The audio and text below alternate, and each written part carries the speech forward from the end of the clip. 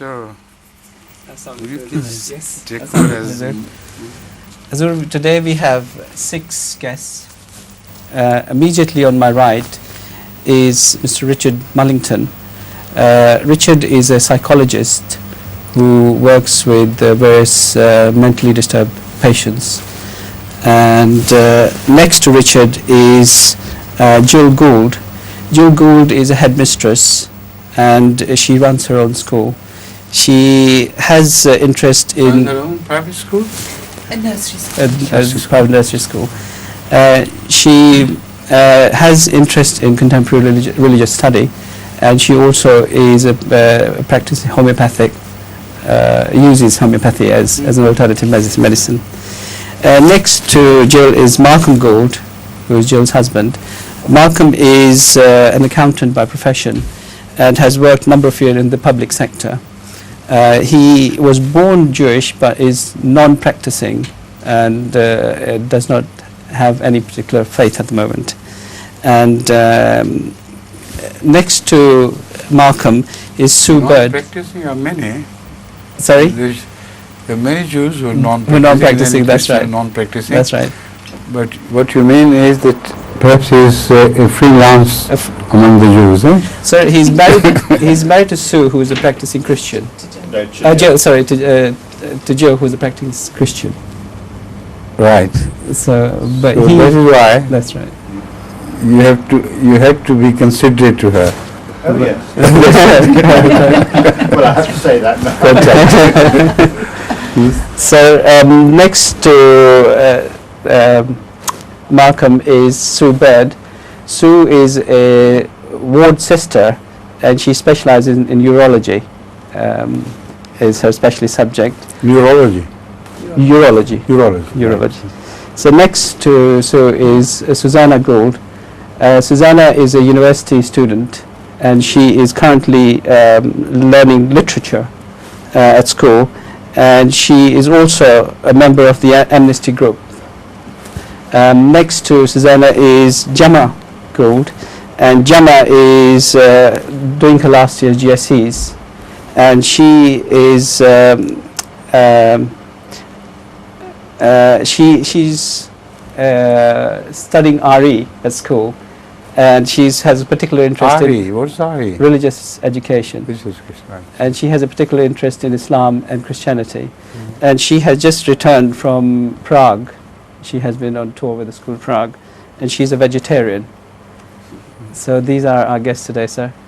And That's no concern of mine, that's your concern. You have to provide them with food. of course, indeed. Of course, they'll have lunch afterwards. That's Okay. right. So I'll ask Richard to start us today, please.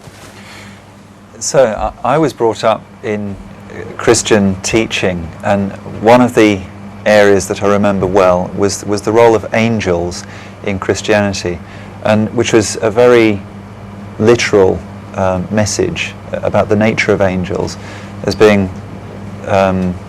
people surrounded by light with huge wings who would appear just at particular times to deliver certain messages, like the Annunciation. And my friend was kind enough to lend me a book which explains some of the tenets of Islam, and one of them being about the role of angels in Islam, which seemed much, much wider and more, would metaphysical be the right word, not literal. I'd love to know more. Rational, Yes, in a sense, yes. yes. See, angels cannot have any material wings. That is one thing which must be ruled out once and forever.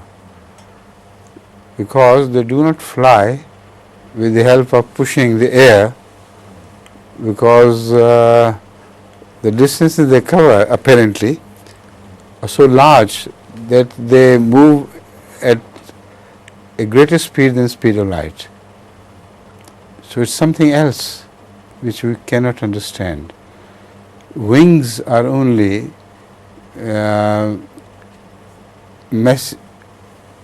wings only give messages, and the Holy Quran is very clear on this. According to the Holy Quran, angels have different wings, different number of wings. But at the same time, the Holy Quran uses the word wing in relation to one's parents as well, in relation to anybody who is kind to others. He lowers his wing, which means wing is only a property, is a quality or attribute. So there are so many other verses which indicate that angels have no form. If they have any form, it is another dimensional form, which does not belong to our concept of dimensions. And that means they are just powers which are conscious, and conscious powers responsible for running various laws of nature. This is what I have summed up from the Holy Quran. All laws of nature are not self-driving. They are all governed and operated according to the Quran. And they are operated in accordance with the attributes God has granted to some specific angels in relation to some specific laws of nature. There can be many rational explanations of this, but I feel the most important is that you cannot find any contradiction in the laws of nature. If they were self-governed or not governed at all, there must have been some contradictions. Some laws must have worked against others. And this is what the Quran points out, that you have a glance cast over the entire universe in search of flaws and in search of contradictions. Your sight will return to you tired and frustrated. It will not find any contradiction. So lack of contradiction requires conscious operation. And that is what the Quran specifically presents angels as, some conscious being who are head of any set of natural laws. So all laws are governed and set in motion. What we see is just the laws, the end point. What we do not see is the ones who operate them. This explanation also applies to the Holy Ghost. According to the Quran, the Holy Ghost in reality is responsible for all the phenomenon of revelation, which he conveys from God to such people to whom he is sent. But he is not alone. He is a host of angels working under him for special areas of revelations. Revelations of great prophets of God are far more guarded and taken care of than the ordinary revelations or inspirations which we feel sometimes. There, the human psyche also has a part to play in our dreams, in our inspirations, in the feeling that we heard someone say this and that. All this is not specifically guarded because their messages are unimportant to the rest of the mankind. But where a prophet of God is made responsible to convey a clear message from God to the people, then that message must be fully protected. And over this phenomenon, the so-called Holy Ghost is responsible, he is in charge of all that relates to the revelation of prophets. But then again, he is mentioned in different forms, both by the Bible and New Testament and the Holy Quran, which shows that he has no personal form, because he is sometimes seen as a pigeon, sometimes as a grand display of God's glory from one end to the other of say north and south or east or west. It depends on who is observing that phenomenon. So this is a changeable thing, that is the form of the angels, which means they are in fact apparitions, and the apparitions take form in accordance with the status of the person to whom they appear, or the status of the message which is given to a certain person. So, to cut a long story short, this is the concept of angels. It exists in the Quran, and also it exists in the earlier books, but people have tried to literalize the messages which were metaphorical. Thank you. Please. Sir, as a teacher of young children, I'm very interested in your views about how to handle religious Interested in? issues. Pardon? Interested in what? In your views on the teaching of religion to young children. Yes. As a practicing Christian, I'm very keen that my children at school should understand other religions, and therefore I feel I'm in a fairly uncertain situation. Yes, I understand the question. When you teach children religion, there are two possible avenues of religion which should be taught to them. Number one, the moral teachings of all religions are one and the same. I personally believe that when teaching children religion, you should not teach them Christianity or Judaism or Islam. You can pick the central core of all the moral teachings which are shared by all religions. Whether theoretically they may hold different views, but when you ask Hindus how the children should be brought up in moral attitudes, their answer will be the same as given by other religions. Except for some very stupid people, you can ignore them, of course. But I believe personally that in the beginning, children must be taught the moral values of all religions and the concept of God. That must be central. And when you speak of the concept of God, I'm not talking of Trinity or Hindu Godhead which is multiple. What I mean to teach children is the one God who is the creator, who created the entire universe, in whose work of creation there is no contradiction, which again indicates to the perfect unity of God. So I believe unity of God is essential because all moral teachings depend on your concept of God. If your concept of God differs, then the morality is also likewise affected by it. So, if you agree with this advice, then I should require you, please, to take care of your children and other children in the nursery as well, under the same principle. Then no parents can have any objection against that. You tell them there is one supreme God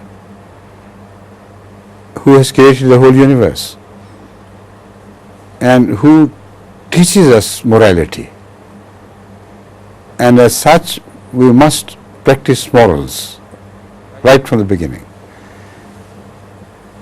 Then you can also give them a message which will strengthen their faith in God by telling them to pray to Him right from their childhood. What I'm telling you is exactly what I did myself to my children. I told them the importance of prayer in the sense that whenever they feel like something, they should turn to God before they turn to their parents. And this should be a habit inculcated into them, so that when they grow up with this habit. After that, when they grow to an adult age, you can leave them their choice of religions under this background of upbringing, with their contact with God. It's impossible for them to choose the wrong path. So I think that should be the thank you attitude, please. Well, I wanted to ask was simply, what is the relationship, if any, between Judaism and Islam, and should there be, if there isn't? It is a continuation. According to Islam, religions is a continuous progressive phenomenon which in a way can be looked at as evolutionary. According to the Holy Quran, it is not just Judaism, but prior to Judaism, the faith of Abraham, prior to him the faith of Noah, and prior to him the faith of Adam.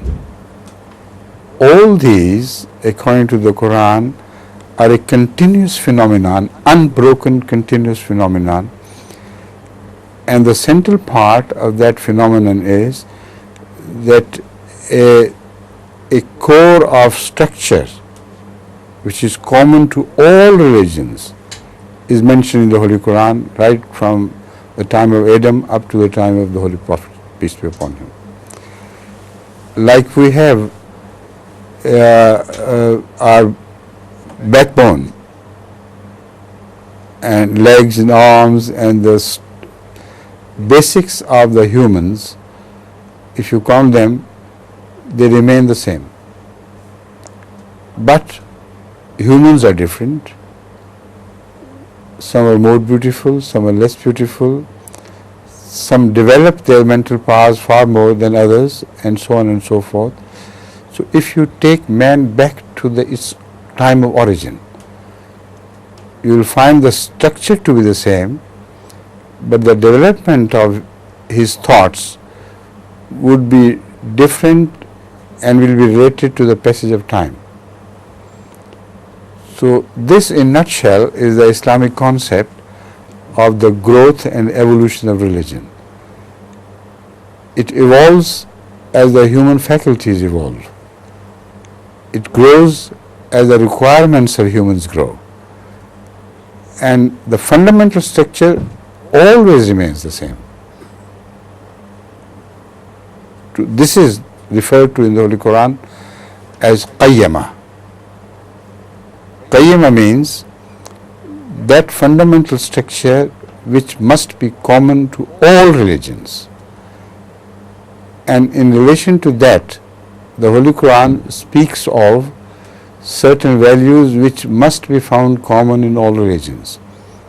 That is, total dedication to the Creator. Worship with the elimination of all thoughts of other than God. Then paying attention to the poor and the needy. Serving the cause in two ways, cause of God. Number one, to spend in the cause of God to spread His message and the true faith. And second, to serve in the cause of humans for the sake of God. These are the four fundamentals mentioned in the Holy Quran in Surah Al-Bayyinah. And that, I think, answers your question in every respect, doesn't it? Yes, it does. Good. Thank you. Please. I might ask, do you believe there's a devil, or do you think it's Devil a human is- failing? Yes, there are human devils and there are non-human devils maybe, but most of the devils I know are human devils.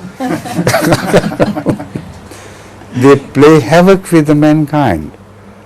Such devils are not rare among the top politicians of the whole world, be they Americans or British or German or Pakistani or whatever nationality you think of.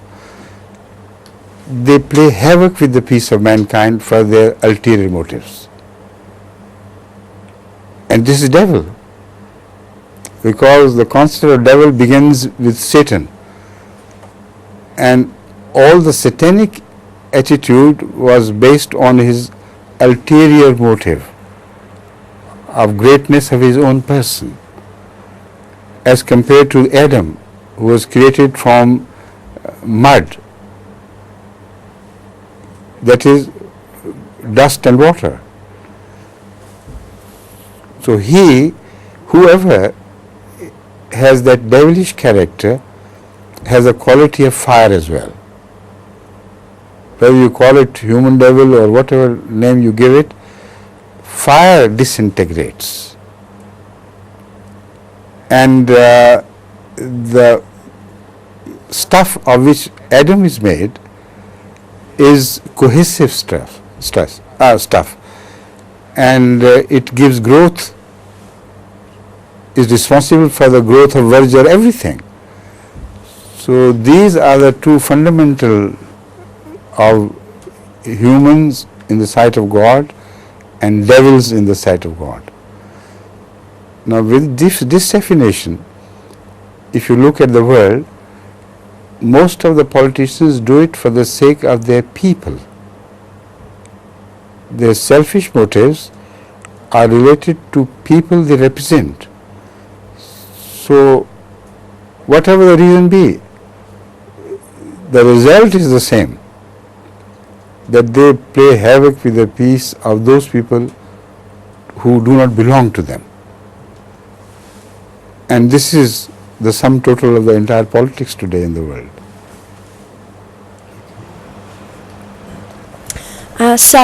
If you're thinking of devils outside humans, literal devils, I would love to hear from you when you see one.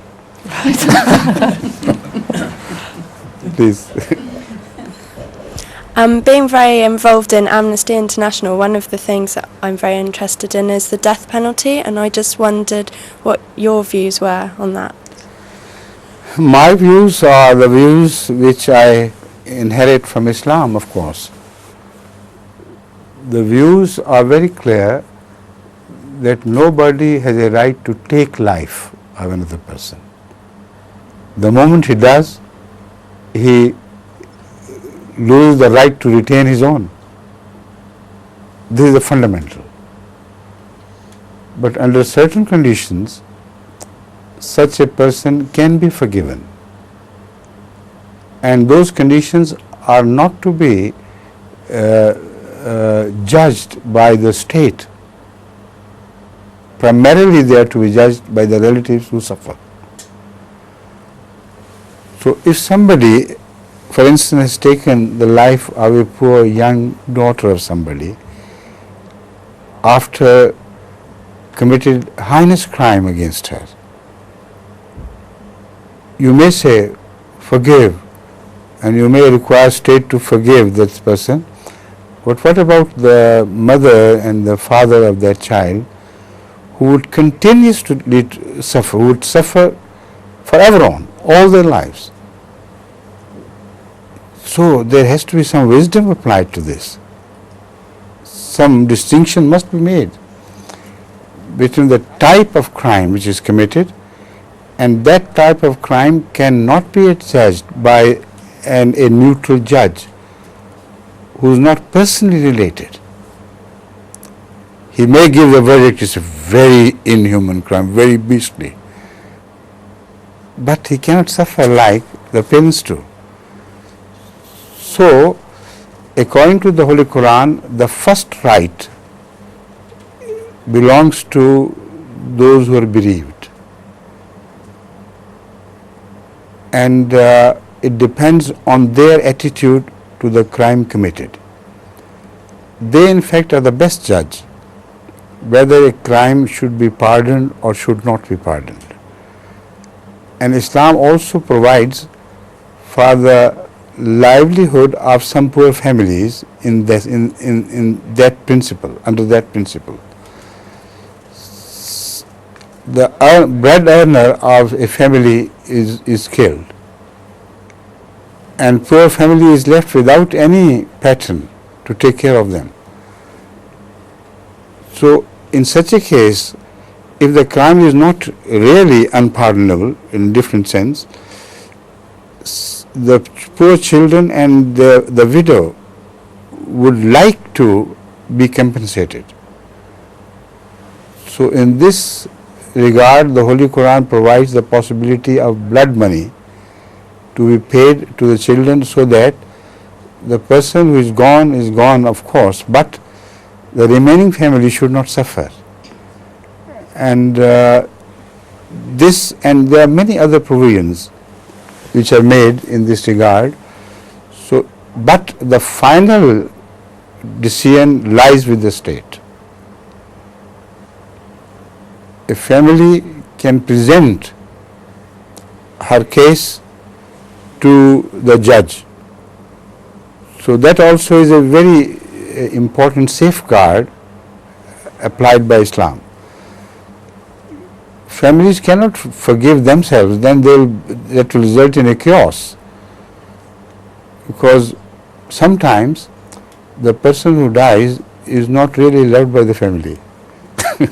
See, there's many such things. So the final decision has to be made by the court after hearing all the sides of the case from the lips of those who are involved or who may suffer, who may in any way be related to the case. Right? Thank you. Sir, I study Islam and Christianity at school, and my class is mixed up of 4 different religions. Do you believe that all Who 4 taught you Islam and Christianity in the school? Pardon? Who taught you Islam and Christianity in the school? My RE teacher. What? My RE teacher. But were they authorized? Yeah. How? My RE teachers, I think he studied Islam and Christianity at From university. Which books? You see, he may have studied Islam from the point of view of the medievalists who present Islam in a very horrid manner. He may have studied Islam in relation to Colonel Gaddafi or Khomeini's and so on and so forth. So all this is not acceptable, it's not dependable. So that is why I believe that the entire teaching of religion must be completely reformed and transformed. In my opinion, it is the best for the government to inquire from the religions themselves whom they want to teach. Then whatever distortion people will find, they will be responsible for it. The government should approach certain religious leaders with different religious views within their religion, their sectarian views, etc., like Shias and Sunnis, etc. So they should be, you cannot open the Pandora's box of all religious differences, you know. There will be thousands of them once you go into them. So that is why I find it really difficult how you can really teach dogmas in religion. Once I had a full meeting with the then Secretary of Education and the British Secretary of Education, and I advised him, to which he agreed, and I think as long as he remained in power, remaining the minister, he followed this advice. I said it is better not to teach religious beliefs in your schools. Let the religious leaders take the responsibility of giving their religious beliefs as far as their dogmas go. And the state should not interfere with that. As I told you, it becomes impossible. How many religious beliefs can you introduce with authenticity? So, the RE study is something which I advise to be discontinued in this sense. The only answer is to educate people morally and related to religious teaching, and tell them to inquire from their parents what their religious views should be, or inquire from their religious teachers what their religious views should be. But that discussion should be barred in the school and other educational institutions. It will create bad blood, nothing more. Thank you. Please.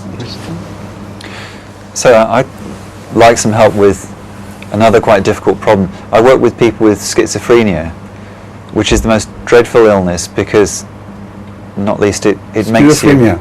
Yes. It makes you appear either ridiculous in other people's eyes or terrifying.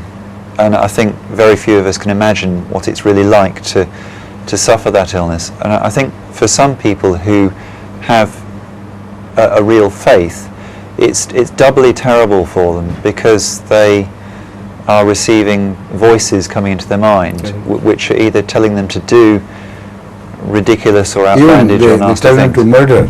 Yes. Sometimes. Yes, they do. Or their voice is telling them that they themselves are dreadful in some way. And I think for some people the worst loss is when they're sort of corrupted in their own eyes and they don't believe that they're a proper follower of their religion anymore.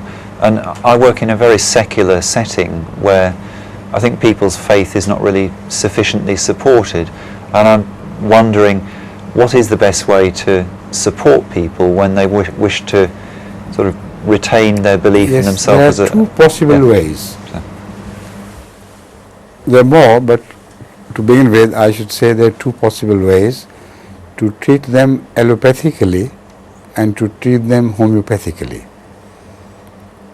In my personal experience, allopathic treatments only suppresses, and they are kept under certain drugs. Under the influence of those drugs, they also lose their mental faculties, and they become a useless continuation of a form of life which is not worth living anyway. And sometimes that also causes such deep depression among them that they commit suicide, even under the influence of such drugs. So I know many such people who have done it. And those who come out of the influence of drug, they appear to acquire the tendency to murder, to revenge themselves. So killing is on both hands. Either you kill another person or you kill yourself. So as you say, I 100% agree with you, the schizophrenia is one of the worst possible mental diseases which can happen. Homeopathically, it is possible to cure some cases, but they should be taken off from all drugs. I have done it myself, not with a large number of, with a much greater success as in other cases, but to some degree I have been able to retrieve patients from this terrible disease who now come to meet me and they are normal. And they also are now ready for marriage. There I too do treatments of two types. One medicinally. For that I have to go deep into their background. The reason why they began to suffer. It is always inferiority complex to be found in the beginning.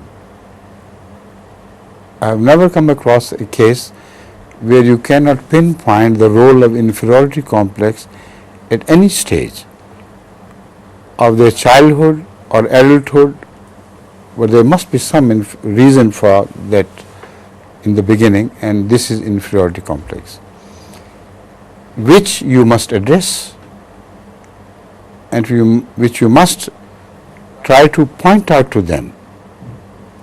You suffer from this. While you're not inferior. You are granted the best qualities, but you must employ them and must gain confidence. For this, many a time, despite my heavy engagements, I have to have long sittings with such patients in the presence of their parents, and sometimes privately, because they do not want to discuss things with their parents. And with the grace of Allah, I have been able to retrieve many such patients from among girls as well as from among boys. There were those who had told their parents not to interfere with them. They are not going to listen to them. They were losing faith in religion. They were losing faith in everything, in the superior authority of their parents. Who are you to dictate terms to us? And when they were brought to me, I gave them some sessions, as I have just said, and now they are perfectly fit person, healthy and fit, running about and enjoying life. So this I advise you to, should be the attitude of all psychiatrists, all who treat such patients. And in homeopathy, she knows very well that if you study homeopathy profoundly, you can come across some medicines which influence the brain, the mind, and the complexes, because homeopathy addresses ultimately the soul, which is referred to by some people as mind and some call it brain, but there has to be one ultimate singularity about human machinery. Some driving force must be found at the end. And if you address that driving force in a manner which is prescribed in homeopathy, and if it works, then that is the best way of treating mentally ill patients. So all this I have said in my recent book, which is published and which is in Urdu. I hope very soon an English translation will be made and will be made available for everybody.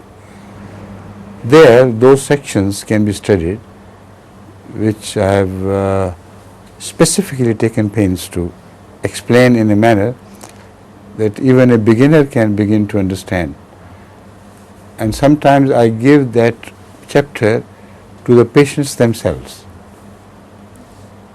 I require them to become their own doctors. And when they go through it, then they pinpoint the real thing. So I hope, inshallah, you have to wait for another, say, 1 year or less. Yes, I think around that. Less, I think. Yes, it should be. Should be translated within 6 months or so and published. Yes. You better Yes. find out Of course. who is best competent Right. to translate a medicinal book. Sure. He must know some homeopathy himself, Yes, of course. right? Yes. Yes. And must have a good command of English. Of English as well. Yes, sir. Please. So, as somebody who uses homeopathic methods, but with a background of more traditional medical experience. I do find that homeopathy is a way of perceiving life and actually handling it. Do you feel you can marry up the two when it comes to treating certain illnesses? I think it is convenient sometimes, but not good. Ultimately, it is bad. If a homeopath has tried his best and he cannot help a patient, then it is his fundamental moral responsibility to let the patient go to an allopath. And then what care can be taken by allopathy, they would do it. But to mix the two is not good. So I always send my patients to allopathic hospitals when I fail to cure them, because even if the system does not fail, the physicians do fail. And they fail in every system of cure. Whatever name you give, it is the physician who most often fails, not the system itself. So that is, I think, a safe policy which you should also adopt. Right. Thank you. I'm just wondering whether homeopathy is in fact a reflection of your religious beliefs. No. No, it's something completely separate. It has nothing to do with my or anybody else's religious beliefs, but it leads to religion. Whatever religious beliefs you have in the background, that's a different story. Hanuman was not a religious person. Hanuman was a non-practicing Christian. But there are Jewish homeopaths, there are Hindu homeopaths, there are Sikh homeopaths. The world is full of such many homeopaths with different religious backgrounds. Moreover, to judge homeopathy to be non-religious in character can be made possible when you practice homeopathy on animals. Now, cows and buffaloes have no religion. But when the right medicine is given to them, it always works. Some medicines have to be changed when there is an epidemic among humans, because humans differ from each other so much. But the basic character of animals remains about the same. So once you have found the right medicine, then in an epidemic it works on all animals of the same species, of course. So I have quoted many such instances also in my book. But your wife being homeopath, she would support me in this, that it works. I hope, Yes. that it works with animals as well. So that shows there is no religious influence at all. Thank you. And animals with almost incurable diseases, like the cancer of the horn among cattle, is known allopathically to be a deadly disease against which they have no cure. And I have prescribed something for this, and I have given it to all homeopaths who work under me, who used to work under me in Pakistan. And during a spread of such disease, it always worked. Within a few days, there was no trace of cancer left among the cattle. So this should be proof enough that homeopathy has no religion, it works. Thank you. Please. So how do you counter criticism where in Islam women aren't treated as equals, where perhaps they're treated more equal in other religions? Equal in what? The way I perceive it is that they're treated perhaps slightly more subserviently than they would perhaps in other religions, they're not allowed to pray together, they cover up more. You mean equal treatment between males and females? Are they equal?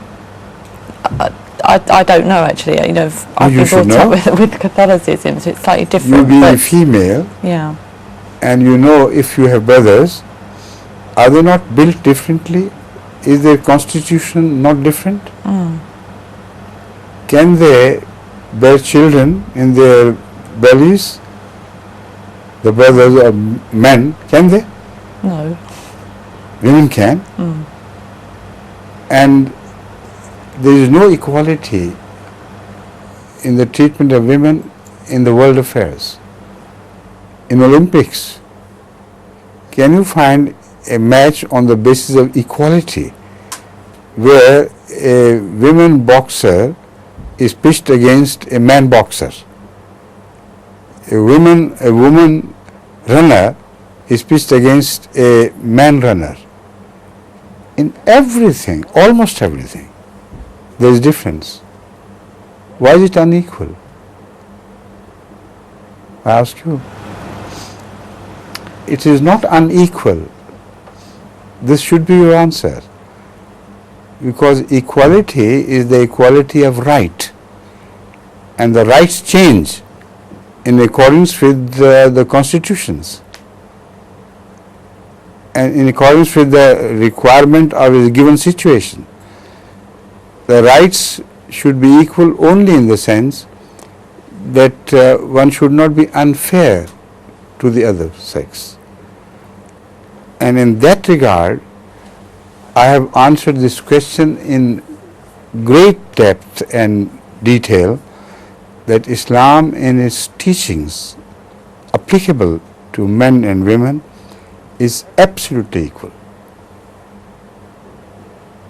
But I think the time is short, but you can be provided with many videos and audios if you like to have some, where I have covered all the various aspects of this teaching. Thank you. Thank you.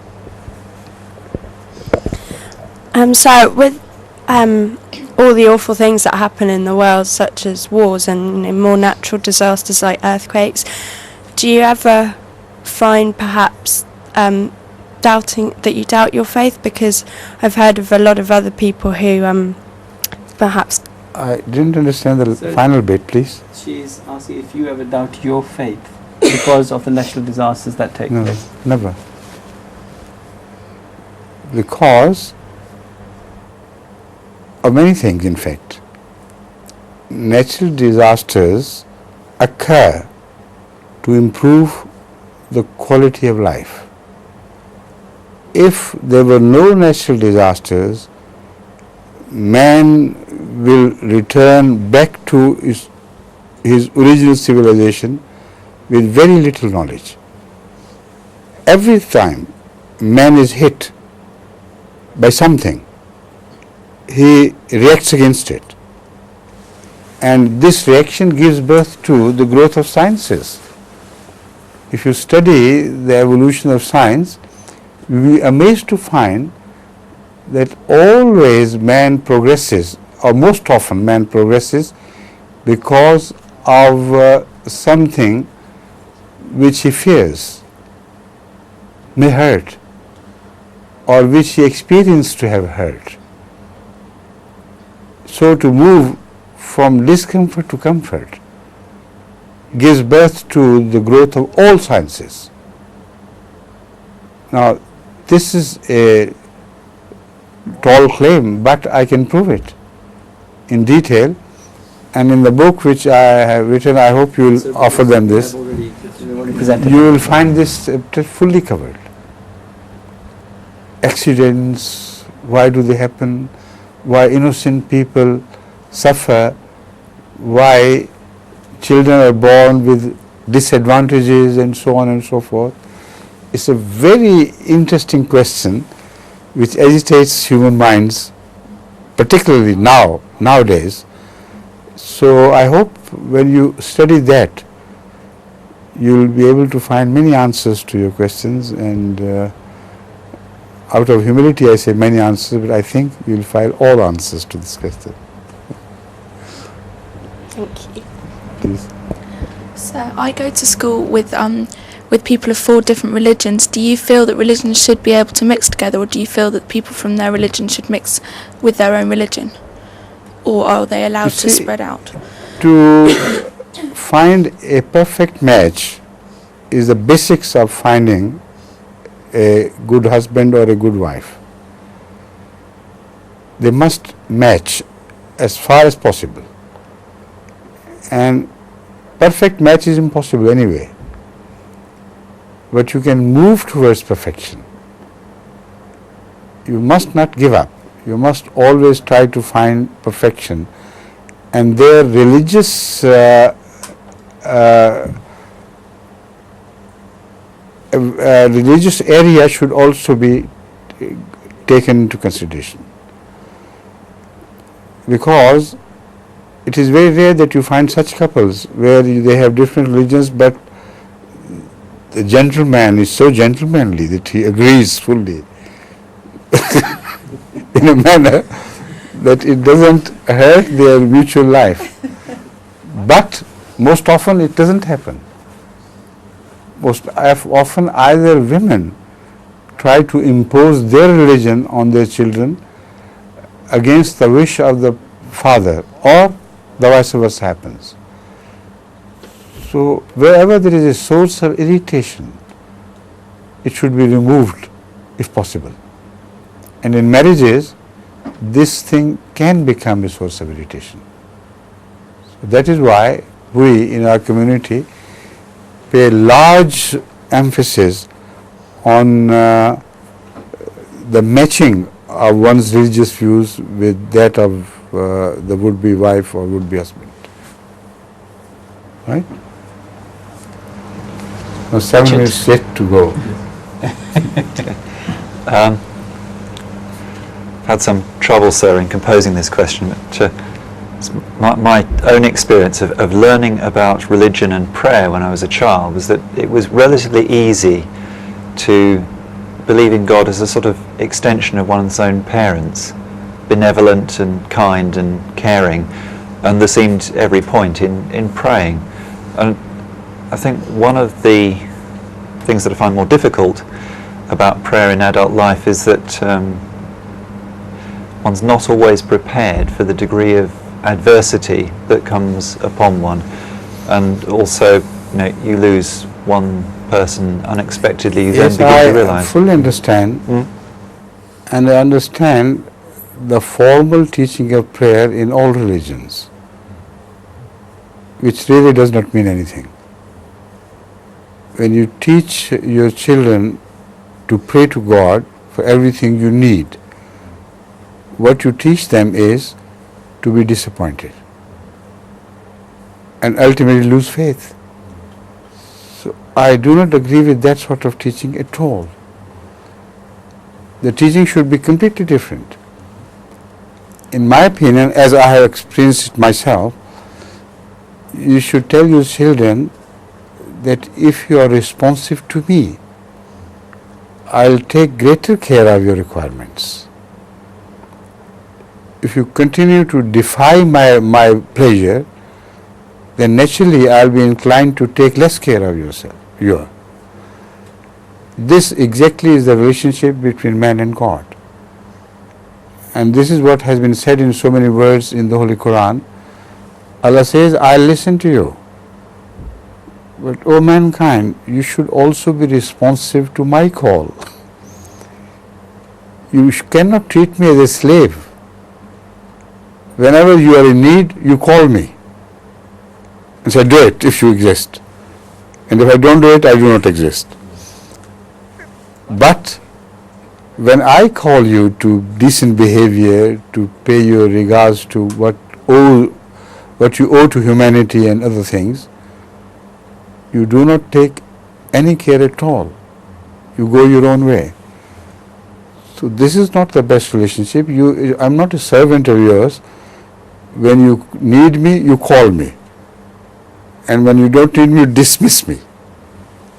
So this is the true teaching which should be given to all children. And then they will not be disappointed at all. Then they should be told that if you continuously pray, at times, if your prayer is heard, it will not be accidental. It will carry its own signs of divine operation, which the signs which cannot be mixed with other accidental happenings. And this I have repeatedly told my children, and one incident which I would like to quote now, which I have often quoted before, but it's a very beautiful incident. I used to go to my farm in Rabwa, while at Rabwa in Pakistan. My farm was about 3 miles from our place. And I had guava orchard and other things, and a swimming pool in which my children were extremely interested.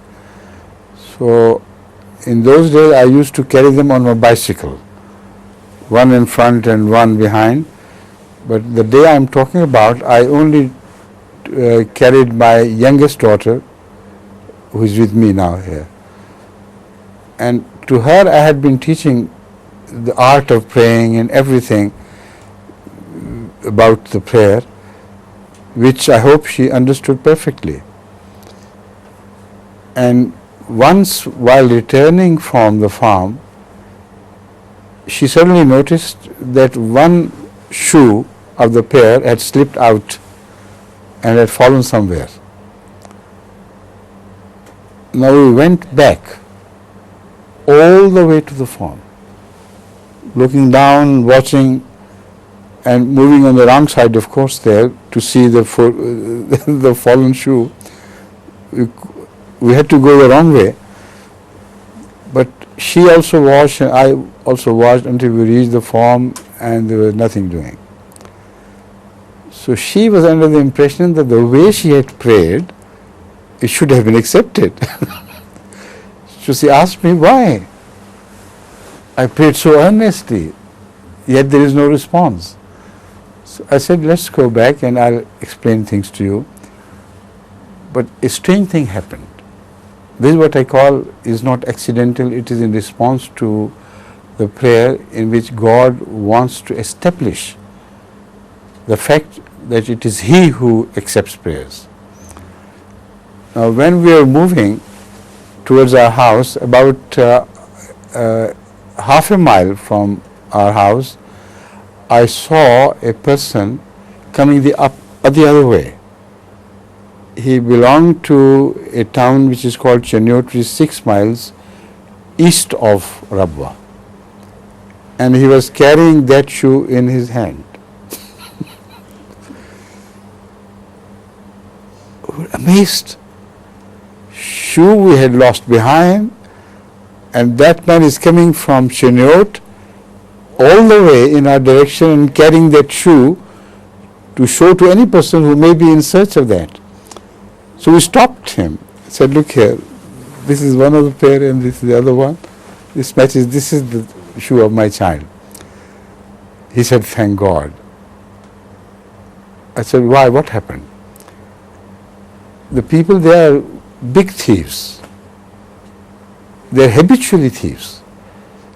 So he saw a shoe, he was coming from behind us.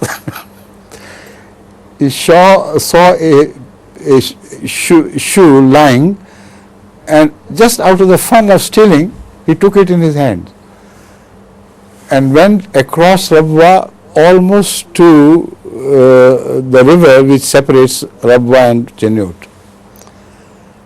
Then suddenly he thought, what is the fun of having one shoe? The person will be suffering and I will not gain anything. So that idea struck him right at the time that before we had disappeared into Rabwa, he came back and reached us and caught us right on time. Now this strengthened the faith of my daughter unshakably. From then on, she has never entertained any doubts. But this is not the only incident. I can quote many such incidents which do occur, and the children grow with a growing faith in God. But if you do it in the right manner, you just say before going, let's read this prayer and Ameen, and every religious people belong to any faith do the same thing. It only helps to create atheists in the long run, because the manner they are taught this prayer is absolutely wrong. Right? And the time is over. Thank you so much for coming. It was a very interesting session with you.